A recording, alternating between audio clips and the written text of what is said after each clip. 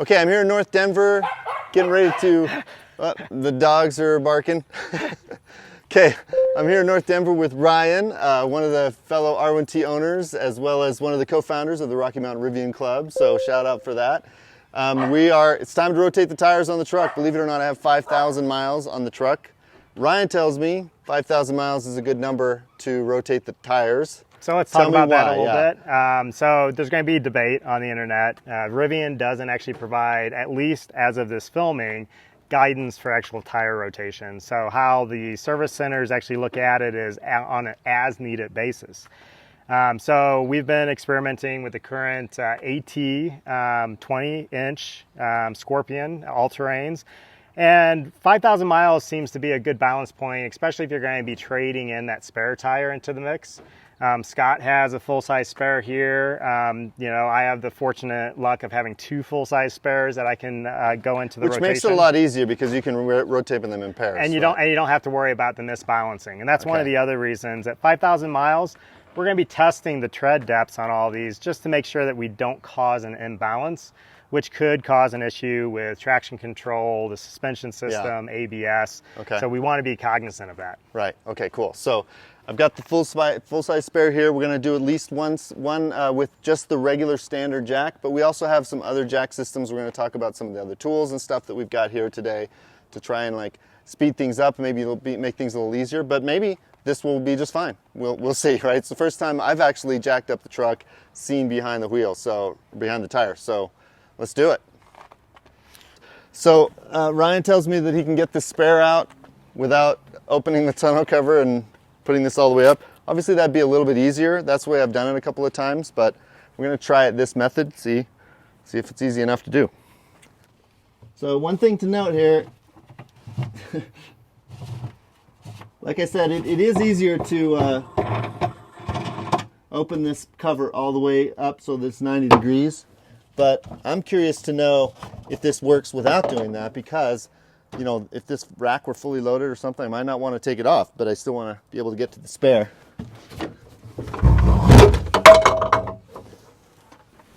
So this is the kit.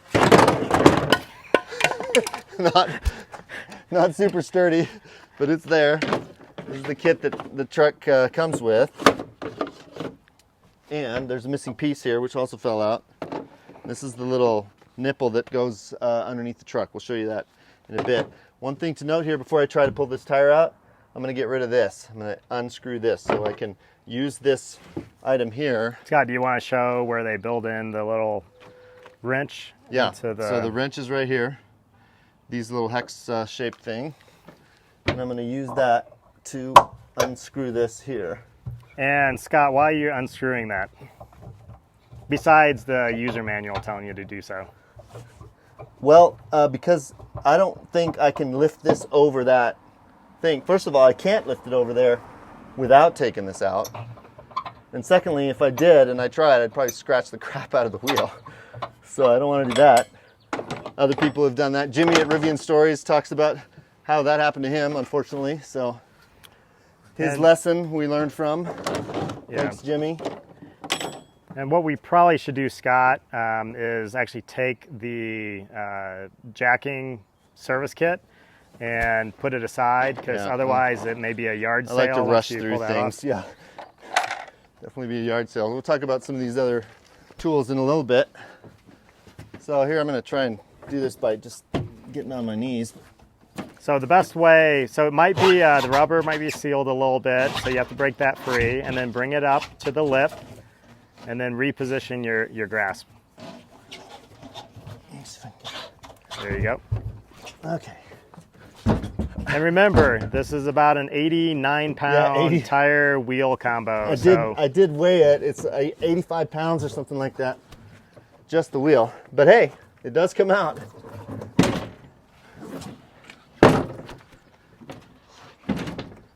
And I can just drop it on the floor here like this. All right, here we go. Let's get some tools out here and talk about these tires and the tools.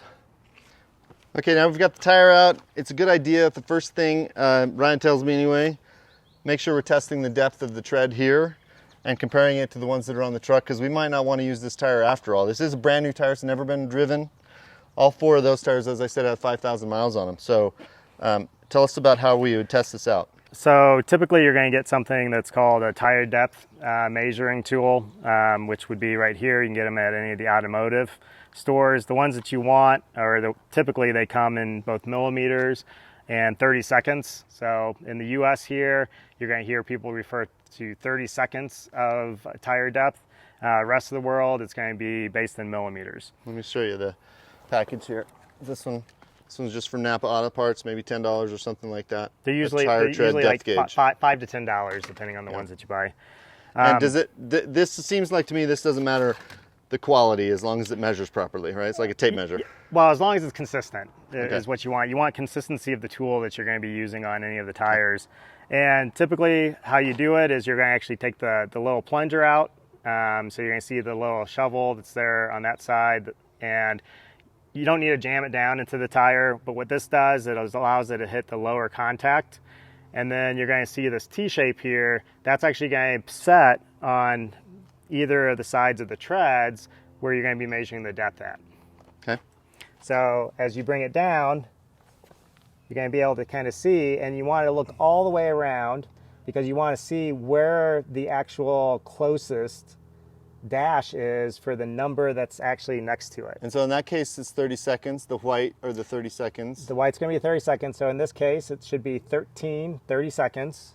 Or if you look on the millimeter side, you're going to see it's 10 millimeters. Okay.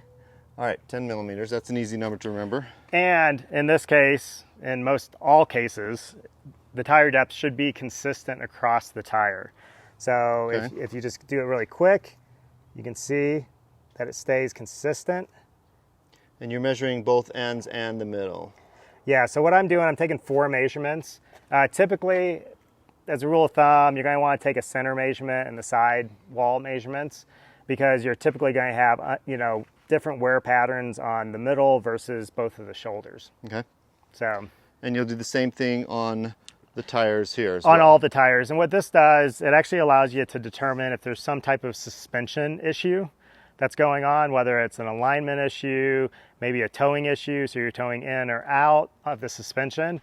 And that would give you a warning that you need to get into the Rivian service center or another shop to have something with the suspension adjusted so you're not, uneven wearing the tires, because that's the fastest way to get your tires to be thrown out to get a new set. So if you wear like the inside shoulders before the outside shoulders, it's going to cause basically driving dynamic issues. Okay. So let's do a couple tests on this and make sure that these are going to be similar. Okay, so Scott, do you remember what we were in millimeters? 10 millimeters. 10 millimeters. So let's find the yellow here. We're going to put it down. And we are currently at, let's bring it here so we can see it. So not a whole lot of depth where if you see this, it's about, call it 9. I believe it's going to be here. Yeah, it's going to be about 9 is where it's at because it was in between basically the 11 and the 8 down below the 10. So okay. call it about so 9 millimeters. 9, all right. Is that acceptable? For 5,000 miles, that should be acceptable based on the weight of the vehicle and the specific tires that we're looking at. Yeah. And are we getting even wear across the different? Yeah, and you can see the little top part of the 8 there. It's staying consistent with what we saw on that outside shoulder, and then we're going to just test it here. So we're seeing consistent wear across the tire. And when you're doing the tire rotation, it's also a good idea to basically do the inspection of the tire. Here you can see some chunking from the tire, so in the sidewall. These are areas that you'd want to keep an eye on because that thins up the casing on the tires. So basically, typically what's under this is going to be a number of layers of casing on the side. It can be, cotton, Kevlar, other types of materials. Once you remove that rubber on the top there, you're going to expose the threads of that casing, and it's going to actually make a weaker sidewall for you. This looks like a good candidate for the one to put in the spare. Yeah. So far it's looking that way. And technically, we should be seeing the highest amount of wear on the rear tires. And the reason for that is because Scott likes racing everybody at the stoplights and doing launches, and therefore you're going to have a lot of that pressure. Now, you know, if you're doing conserve a lot on the highway and you're doing it at the lowest setting, you may see a lot more wear on the front tires, inside shoulders, because that suspension geometry, as it goes down to that lowest setting, it's going to cant or toe in those tires, where you're going to be rubbing, you know, that inside, putting more weight on that inside shoulder of the tire. Yep. Okay, cool. So what's your guess on this one? I'm going to guess the same, 9. Actually, your front tires have a little bit more wear. It's slightly down below 9. So it's, if you can see there, it's right kind of at the center of the 8, which is actually not the 8 marking, it's just the 8 number. So definitely a little bit more wear. Oh, and actually more wear as we're going across. That was exposing more of the 8.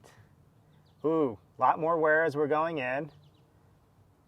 So we're almost at the bottom of the 8. We're almost, so we're well below, we're almost at 8 on this one.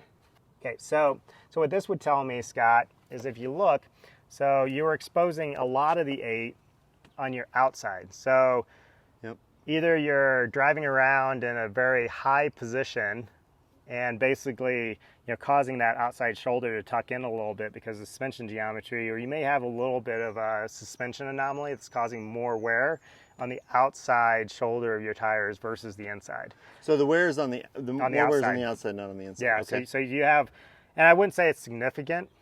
You're probably looking realistically at, you know, a fraction of a millimeter, if you will. But it does show, and that's why it's important to use one of these meters, that you are having more outside shoulder wear. All right, well, a good little $10 tool to have in your kit. The back. So you're definitely wearing your fronts more than your rear.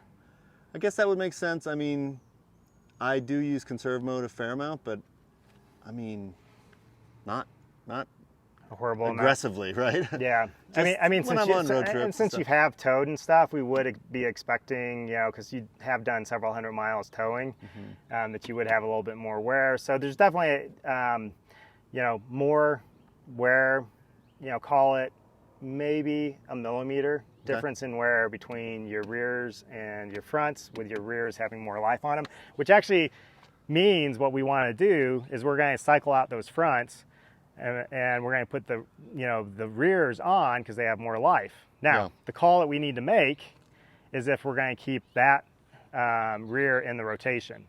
My call would be not use it as a spare because you have, you know, a decent amount of sidewall damage with that tire. Yeah. So we can pull that one out. So pull that one out and make it the spare. Make it the spare. And then put the spare in on the front? To the front rotation. And then pick one of these other tires from the back to go onto the front. To the front. Well, this left tire would go to the front. Yep. And then the front 2 go where? The front 2, we're just going to basically bring them straight back. Straight back, but not switched. Not switched. We're not going to do basically, you know, a counter rotation on the tires, at least not for this one. We're going to kind of watch the wear. And, you know, we may do, you know, kind of cross-corner rotation depending on the wear patterns that we see. Right now, there'd be no difference really from a wear perspective. Okay. All right, so let's pull some of these tools over here and talk about how we're going to make these changes here. Okay, so we decided we're going to take the spare, put it in the front, move the 2 front tires straight back. We're going to use this left rear tire to put it in the front as well, and then take the right rear tire, put it back as a spare. To do that, obviously, we're going to need lots of tools. So we're going to go through what some of these tools we have here. This is the jack that came with the truck right here, unmodified. So all the parts that come with the spare when you get the spare. But this one's Ryan's as well, a little bit different. Tell me about this. Yeah, and at first glance, you're going to say, hey, that looks just like the other jack that came with Scott's Rivian. Slight modification here. If you look at the end, it's actually a 1/2-inch impact adapter. And what that's going to do is allow you to actually raise and lower that scissor jack using an impact. And if you don't have an impact or your battery dies, you can use a breaker bar or just a regular yeah, because that was ratchet. one thing I was worried about. If modifying this gets you stuck in a situation where you don't have something to fit into this. But you're saying as long as you have something with a 1/2-inch. You can get it to raise or lower. Connection, okay. Yeah. So the other thing is, you know, moving away from the scissor jacks that are supplied, we're going to be looking at a couple different, floor jack options. We've got your standard shop jack, hydraulic based shop jack. This is a 4-ton unit, or sorry, a 4,000 pound 2-ton unit. And what this is going to allow you to do is have a lot easier time with jacking up. Now, some of the drawbacks, it's heavy. It does have a limited overall throw, so height adjustment on it. So it's not necessarily going to be able to put the Rivian up as high as it needs to be, because when you actually set up the Rivian for a tire change or a rotation, you need to make sure it's in off-road highest setting and you have tire change mode enabled to disable the active suspension. Yeah, because we were talking about this. That's a safety concern for sure, because you don't want the truck to be moving around. I hadn't actually thought of that, that there was a specific setting. I would have just come in and started taking off lug nuts, but now one of the important things to talk about is the jacking points for the Rivian. They're hidden under the little caps. You have basically this composite device that comes with the Rivian that's actually set up to fit with the Scissor Jacks. Now, the important note of this, if you try to use this on a standard shop jack, I had this experience firsthand. They don't really secure that well, and you have a chance of actually breaking off the wings because of the pressure on it, slipping off, because it's not a perfect way of being able to align it. One of the options is using a solid billet aluminum jack point. This one is produced by One EV, so I think it's EV Sportsline. Okay. And then we're working with some other folks to do some other adapters right now. But what it does is it allows you to really kind of center it on the jack, or the jack point that you're going to be jacking from, and then it can actually fit into that hole in the Rivian and give you a much more solid. And they do a little magic trick too. You can stack them. You can stack them. So you get extra height. So specifically for this one that has a shorter height adjustment, stacking them could be an option to get that little bit of height that you need. Cool. And then up top here, we want to talk about, basically this is the off-road version of a shop jack. It's by ProEagle. Scott picked this up at Overland Expo. And this one is basically going to have a higher lift capacity. It's going to have more durable off-road wheels to allow it to maneuver on... So it's like dirt and stuff. Dirt, rocks, and it's also going to have a much higher lift. Plus it has a little riser. I'll pull that out in a second. And it has this great little item, which you can buy as an accessory that allows you to hook this up to a trailer if you're dragging a trailer around without a truck. So... I'll pull this down. We'll get a look at that. Now, we would be remiss if we did not include the good old standby bottle jack. Yeah. Typically, anyone that does any type of off-roading, they're going to have a bottle jack in their supplies because it's kind of that standby, dependable jack. This one goes to about 19 plus inches, 19 3/4. Is that enough? That's what we're going to find when we're on full suspension, because we've got basically 15 inches of ground clearance. So basically it's the same. We've got 15 inches of ground clearance, right. 14.9 with the Rivian, and then we're going to need to get it up enough because you're going to have sag droop of the suspension once you start jacking it up. Right. Are we going to be able to use something like this? We will. That's pretty slippery. We will, because it's a wide enough. And this is another thing to note: we're not using jack stands for doing this tire rotation. You never want to be underneath a vehicle for doing this type of stuff when you don't have the stable jack stands that can't fall down. Hydraulics can fail. Typically, they don't fail catastrophically on the jacks. You're going to have a slow... Come down slower. To get out. And when they do come down, typically it's going to be your rotor on your disc brake that you're going to damage. But this is a wide enough surface where we should be able to jack it up with the bottle jack. Okay. This is a wider version of a bottle jack. I am concerned metal on metal, it's a little slippery. So we'll see how stable it is once we get it up. And then just a couple other things. We're going to be using a DeWalt impact. We use it for off-road tire change to just make it much faster than using a hand winch, which this is the kind of the breaker bar combination that comes with the Rivian, but it's all manual power. And then important to note, it's a 22 millimeter socket that you need for this. Right. You can use a 7/8 on it if you're in a pinch. It's going to be a little oversized, shouldn't round out your lug nuts or anything. Right. But for kind of standard exercise activities, you're going to want to use a 22 millimeter, which we have a socket here with a protective sleeve on it. Yeah. Now this little torque bit's really interesting too. Tell me about that. Yeah. So when you're putting the lug nuts back on, This actually allows you to use an impact without over tightening your actual lug nuts. And what this is called is a torque limiting device. So what happens is, based on the type of metal or alloy that they're using, the size of the shaft will determine how many foot-pounds it's going to take before it starts twisting. Once it starts actually getting that twisting motion, it's going to trigger that impact to slip on it. Okay. And so once you do that, only go to that tight. You pull it off, and then you use a standard torque wrench to get it to that 140 foot-pounds that we need for the Rivian. For each of the lug nuts. Just each of the lug nuts. Okay. So taking them off, we don't need the torque, but we do need them to put them on so that there's certain tightness. Yeah, the impact will be used, but it'd be used directly with the actual socket to remove them. Right, okay. All right, so let's see if Scott can keep from throwing his back out on getting the ProEagle off the rack. I put this up here because it doesn't roll. So now I need to be able to get it out. But it is not light, so I figured I can do this. Just kind of like bring it down on this one, but then I scratch the crap. It's a pretty sturdy jack though. This is the ProEagle jack I love. This is the extension that Ryan's putting in here. Notice it has a cotter pin here that you can release and actually shift it up to a higher setting. This one's at the lowest setting because then it sits in this little cage over here.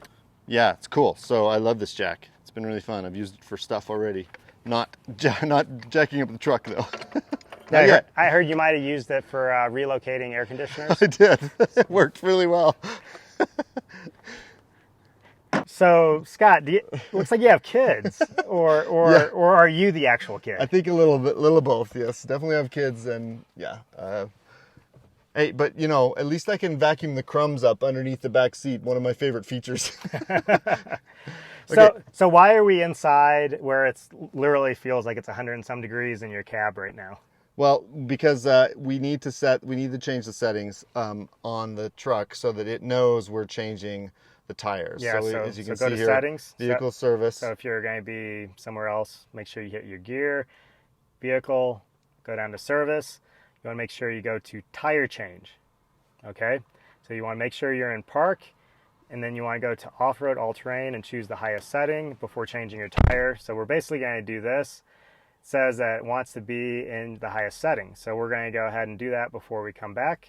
The reason why you want to go to off-road highest setting is because you want the maximum amount of suspension travel so that it's easier to remove the wheel and you don't have a lot of suspension sag once you actually take the wheel off. Now notice we're going up to high. We can go up to highest as well. I just want to point out this fun little, these little lines for people who don't know the truck. That top line is blinking. It's going up to the highest setting. And once it stops blinking, then you know you're at that setting. All right, we've achieved maximum heightness. So what do we do here? Ride height, 15 inches. So now what we're going to do is go to the little gear down here for settings. Make sure it's vehicle service. We're going to come down to tire change mode. And what this is going to do is actually lock out, notify us that it's in tire change mode, and it's going to basically keep any type of suspension movement from occurring. All right, well, that's good. Safety tip right there. All right, let's put these tires on. It's a little counterintuitive that it's at the highest setting first, but I guess you're right. Whenever I jack up a car or truck, it always goes to the top of the suspension before the wheel lifts up. Yeah, this keeps it from actually sagging as much. It's going to sag a little bit, but not as much. Okay. Basically. So what are we doing here, Ryan? So we're actually going to be removing the covers that are on top of this little plastic piece to gain access to the jack points. So if you can see right here, it's a body colored. Okay, just pop that straight out. Okay. Then just let it hang loose. That is where the jack nipple goes into that. This is where basically the jack point, you know, the little jack puck that we have is going to fit into that. Right into that little hole there. So, and then this one has a little like gasket lip on it that comes with the truck. So when you put it up in there, it's actually going to be able to hang from the, oops. Well, it should hang. It's supposed to hang. From the truck. So you. There we go. Okay, that's handy. Yeah. So let's go ahead and pop off all of these. Okay. So Scott, if you want to go ahead and pop out the other three to make ready. Got it. All right, we're going to have a little race here. I've got my platform and the little piece that goes on top there. And so standard scissor jack against impact modified scissor jack. Now, is it more fair if you wait until I get all this stuff done first, or are you just starting? Are we gonna loosen these first? Yeah, we should. We should break them loose if we're gonna be lifting it all the way up. Okay. First rule of tire change: you want to break these loose before you get them off the ground, and you don't need to go far. Just loose enough to where you can feel them turning. Easy to do with the standard lug wrench here.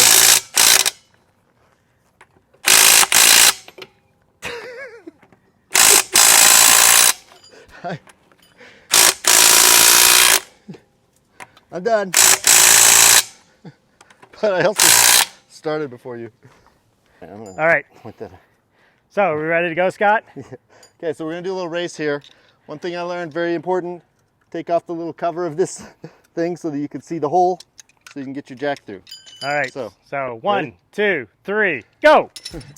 All right, I'm gonna start jacking this stuff. Needs to go in here. Making me look like a rookie here, Ryan. There we go. I mean, it does work. I'm up. All right. Still on the ground. I think this is a little bit of a workout. Now I'm noticing here something very important. This thing is leaning a lot. This one is too. So we want to make sure we're being safe here. We're going to put the spare. Let's just go ahead and put the spare on this one. So we're getting quite a bit of lean over here. His is leaning quite a bit as well.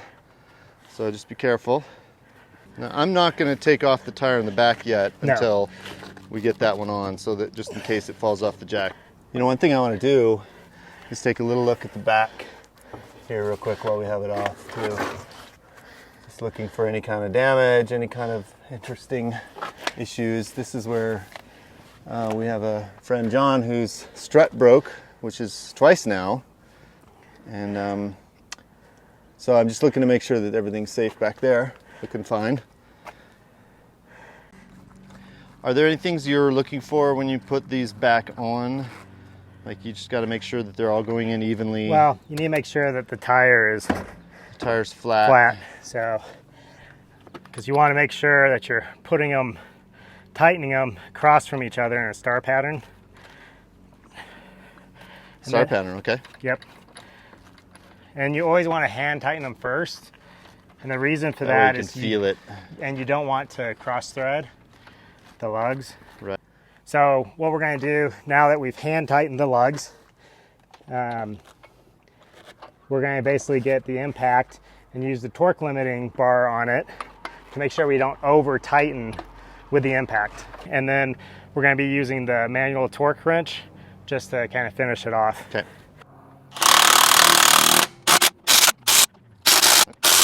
And so now you're going to finish it off with the torque wrench. That's correct, which is already set at 140. And you pull that until it clicks. That clicks. Now this is one to be careful of, because you notice we're on the jacks that are leaning a little bit. So as you can tell, it was really close to the actual foot-pounds that we needed for the torque.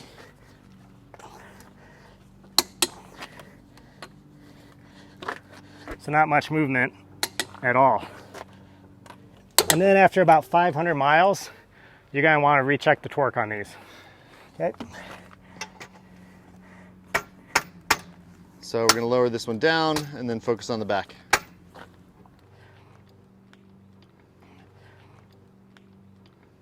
So, you know, old-fashioned way, it works too. This goes in the front right. That goes in front right, yep. Yeah, this jack is leaning quite a bit, so I'm gonna try and get it up there, get the tire back on quickly, but I'm not gonna get under the truck, but I do wanna look in here, see what we've got. Looks like everything's fine. Don't see any problems. If I had a little more time and a jack stand, I might clean that off back there, but not today. Okay, there you go.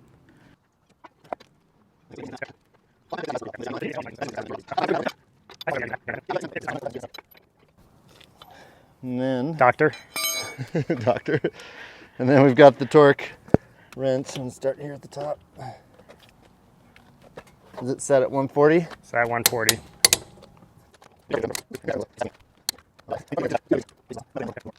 So, a lot more work doing it this way, but it does work. I'm happy about that. And then I'd probably, before you settle it all the way down, just finish your torquing off. Yeah. So.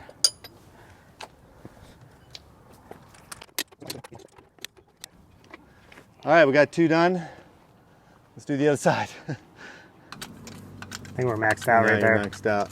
Yeah, we're so maxed you out. need at least 3 of those bad boys to get this tire all the way off the ground. And then it starts getting really sketchy. Yeah, and I wouldn't want to do that. All right, so we're running low on time here. It's taking a little bit, so we're bringing out the big jacks. It looks like you got a little bit more.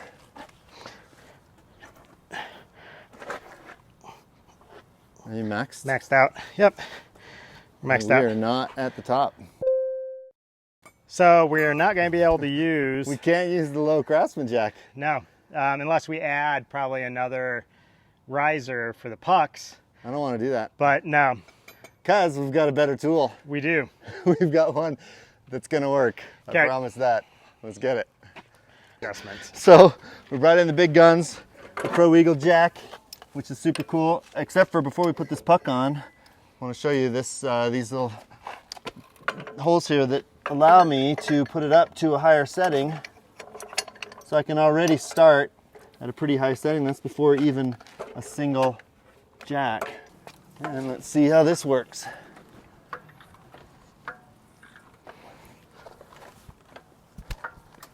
Yeah, we got a lot of travel here. Are we worried about this rolling at all? No, I don't think it we're not worried would. about it. Okay, so you're off. Now we're clear. Okay, and how much more lift do you have on that? I don't know. I'm maybe a third of the way up. Okay, Probably. I didn't time this, but I'm pretty sure that this is the fastest method right here. Plus, it's not exactly a fair comparison because we were doing 2 at once over there. yeah.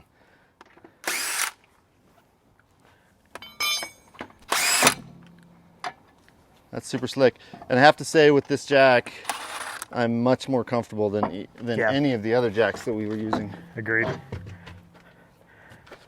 And this is going back.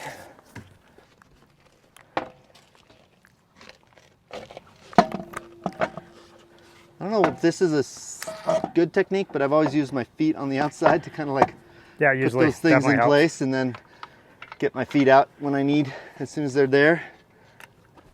Ryan to the rescue. And then we got the torque. There you go.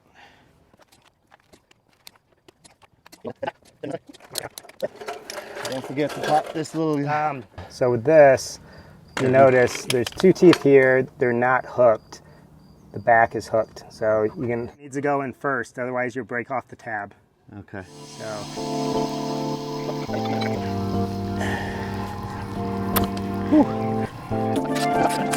That's for the win right there. And you, sir, become a spare.